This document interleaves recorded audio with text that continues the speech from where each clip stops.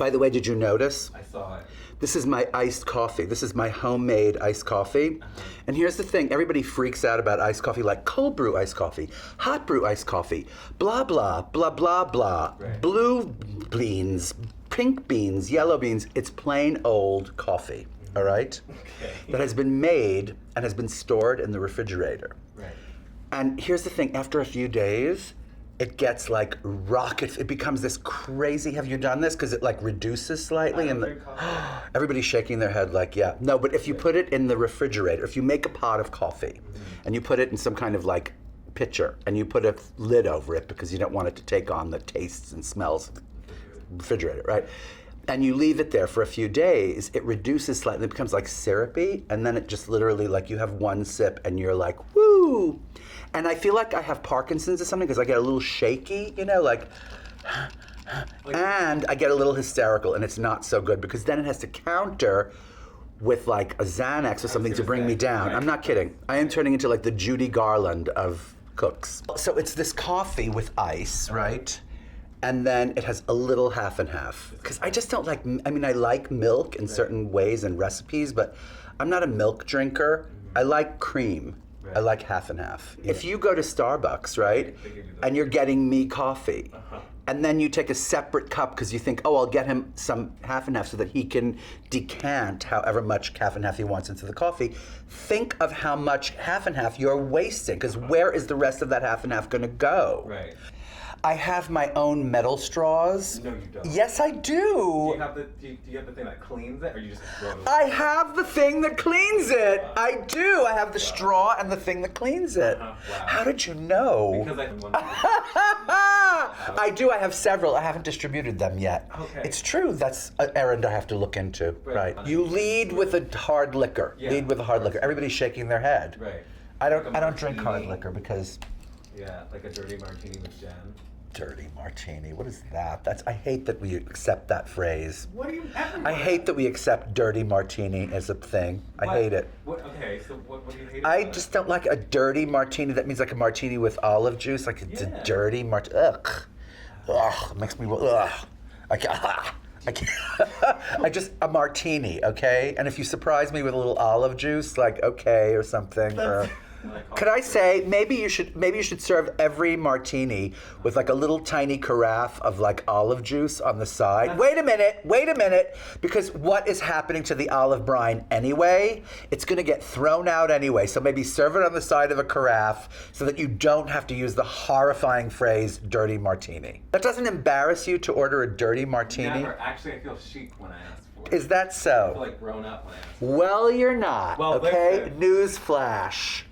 So you don't want like a side of half and half, but like you don't care about like throwing away olive juice? No, half and half comes from a cow. Olive juice is like water with like brine, okay? It's like salt and a little bit of sugar. And that's, I mean, it's terrible to waste that, I guess. But I mean, if I'm gonna throw out something, it would be olive brine. Here's the thing, here's another peeve that I have about my new iPhone 10, which I really like, except the swiping thing is like, It oof. doesn't work at all. Oh, it doesn't really function as well as a button. The button was really, I missed the button, okay?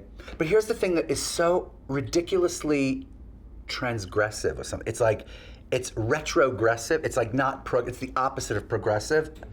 I hope they're listening, okay? Because this thing is that you no longer can plug in headphones Oh yeah. while you're charging your phone. No, you can't do that. You can't do that anymore. So either you're charging your phone or you plug your headphones in. Right. Or you buy the cordless ones, which are lovely, but they're $150, And you right? lose them And you lose them, except I have I bought like 100 of them. for the car. For the car, for the beach, Yeah, for Pennsylvania, for like here, for the for my pouch, for other the bag, bedroom, for for the- the pouch, of course, exactly. right. And I'm never without them because I never don't like to charge my phone. I like to charge my phone, Right. okay? Yeah, but I think that's really not so smart. It's like, who made that up? Right. Oh yeah, like I think there should only be one hole in the phone. Come on, how much could that really be saving? You know, like, I guess that saves them a fortune because they don't have to make two holes. Oh, yeah. It's like a designer thinking, oh, I don't need pockets on that. And then everybody going, woo, we're gonna save money on making pockets, you know? You know. Exactly. And buttons are like a fortune, and sewing on the buttons is a fortune, and buttonholes are a fortune. Right.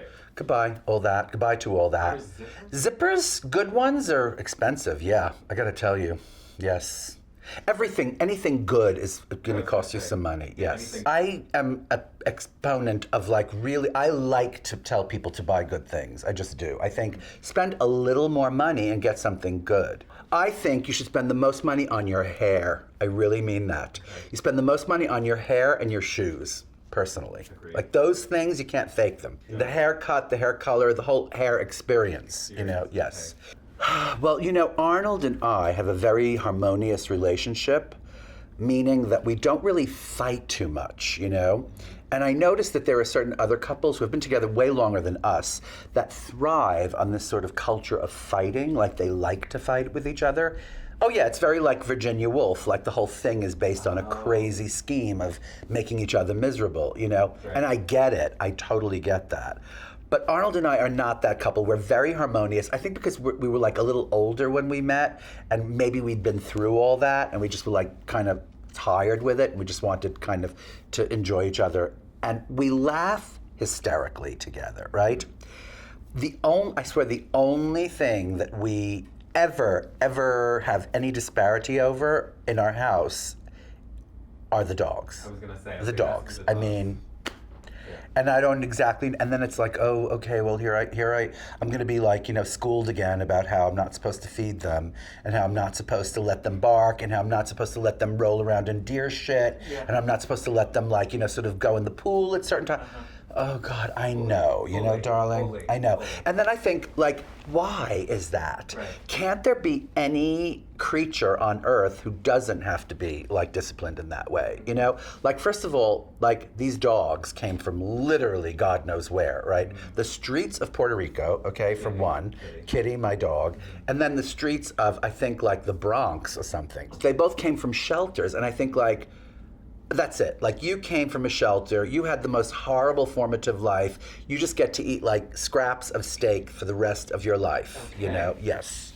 Sure. Or spaghetti, whatever the hell you want. You get to chew whatever you feel like chewing. Chew it up, darling. Chew it up. Chew it up. Right. Can I tell you something? Every time I take off on a plane, I text Arnold, right?